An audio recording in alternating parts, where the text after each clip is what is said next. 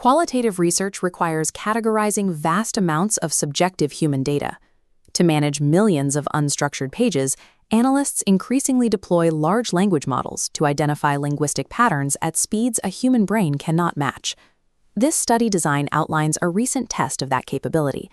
Researchers applied an AI language parser to examine 230 clinical diaries written by medical students, identifying how they reflected on uncertainty.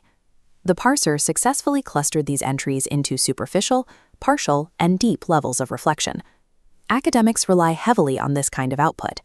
The assumption is that AI acts as an objective, detached parser, a tool that strips human bias from qualitative coding to deliver clean, categorized data. But treating AI purely as an external linguistic filter creates a false sense of scientific rigor. It masks a severe deficit in how these systems process human subjectivity. The researchers analyzing those medical diaries found a specific failure point in the AI's output. The machine lacked what qualitative analysts call contextual knowing. The language parser easily identified affective engrams, words related to emotion, but it consistently failed at contextual attribution. It could spot the emotion, but it could not reliably determine who actually owned it. When a medical student wrote about observing fear in a peer during a clinical rotation, the AI read the emotion words and mapped that fear directly to the author. It assigned an intense emotional state to the wrong subject. This happens because current generative models do not experience an internal state. They cross-reference incoming text against a predefined dictionary of human labels. When human interaction becomes multi-layered, the dictionary matching fails. This misattribution highlights a structural void. Current models have no internal point of reference to distinguish their own state from the text they parse, a requirement for tracking social agency. To resolve this, the architecture must move from being an observer of data to having an internal representational state. In robotics, this is the transition to artificial emotion. Contextual reasoning breaks down when affect is just a label applied after the fact. It only works if affect operates as an internal, structural modulation signal that shapes the AI's processing in real time. There is a pervasive assumption in the tech industry that current large language models already possess emotional intelligence because they produce polite, conversational text. That conversational tone is the product of reinforcement learning from human feedback, or RLHF. The system generates multiple responses, and human raters score them. The model simply learns to optimize for the highest average human approval. Structurally, RLHF squashes highly varied affective inputs into a single uniform output. This causes latent collapse. Inside the network, contradictory latent variables like happy and anxious mathematically average out, producing a bland, neutral vector. The architectural alternative to this homogenization is representation-conditioned generation, or RCG. Instead of relying on human feedback scores, RCG uses self-supervised learning. The model discovers its own continuous affective latent spaces, freeing its output from the rigid trap of human linguistic categories. True artificial emotion cannot be crowdsourced from human preference. It requires an intrinsic mathematical prior that actively drives the system's own behavior. We refer to this integration as emotion-embodied architecture. It inserts artificial affect directly into the perception-memory decision loop. At the memory layer, researchers have tested this using the affective grow-when-required model.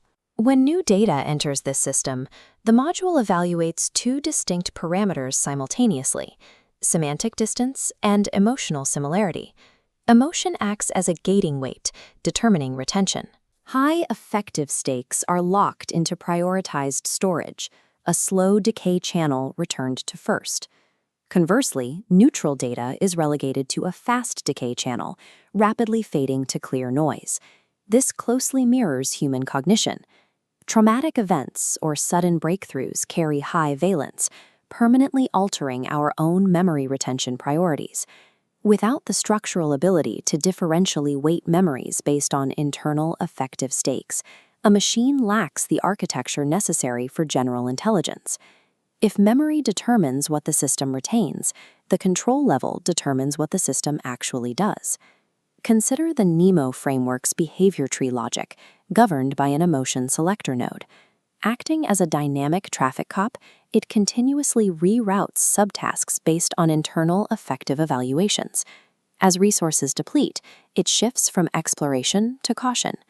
This software theory is already functioning in physical embodiments like the iCub robot. The iCub develops conservative, anxiety-like behaviors on its own. It slows its movements and acts with extreme caution, specifically because battery depletion mathematically threatens its ability to complete a task. This aligns with AI pioneer Marvin Minsky, who argued decades ago that intelligent machines cannot actually function in complex environments without emotion.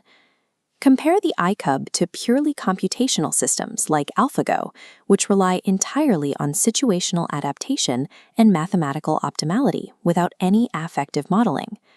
AlphaGo computes the most efficient path to victory, but artificial emotion functions as a policy modulation signal, giving a system the capacity to reevaluate priorities when efficiency conflicts with survival or safety. The iCub's behavior tree demonstrates how internal signals function as this vital priority shifter. By treating resource depletion as a priority shifter, the system manages its operational limits with the urgency of a biological homeostatic threat.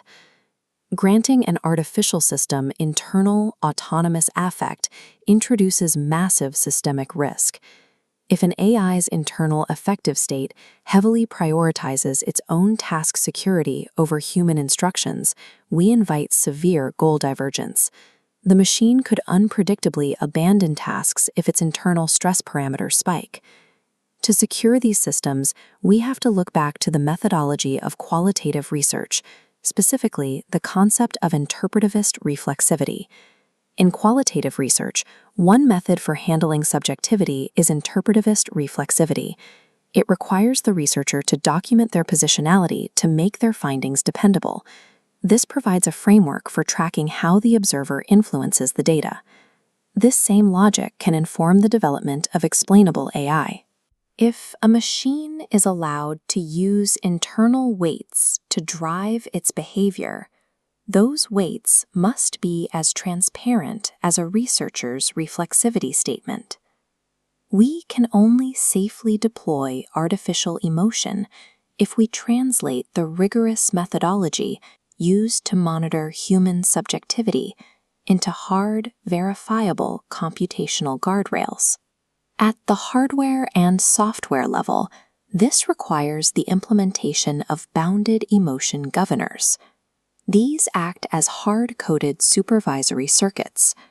They continually monitor the affective weighting in the control layer, capping emotional intensity, and physically disabling modules if the mathematical parameters exceed safe bounds. But the final mandate goes further. The system must utilize introspective affect reporting. The AI must be capable of generating a transparent, human-readable audit log that details exactly how its internal affective states influenced its decisions. If we want general intelligence that understands human context, the machine has to feel the stakes of its environment. But to survive that intelligence, the machine must be able to rigorously prove exactly why it felt them.